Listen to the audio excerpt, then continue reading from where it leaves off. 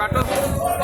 আজকে পমফ্রেট মাছের কি খাওয়া যাবে? পমফ্রেট মাছের ঝালি করতে শস্য বাটা দিয়ে না, আজকে ইয়ে হবে, ওই গা চিড়ে চিড়ে মশলা ভরিয়ে বারবিকিউ করা হবে।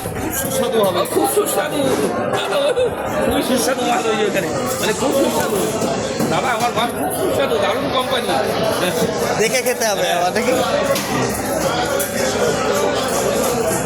বলছে মাছ খেলে হবে না, মাছ চিনতে হবে।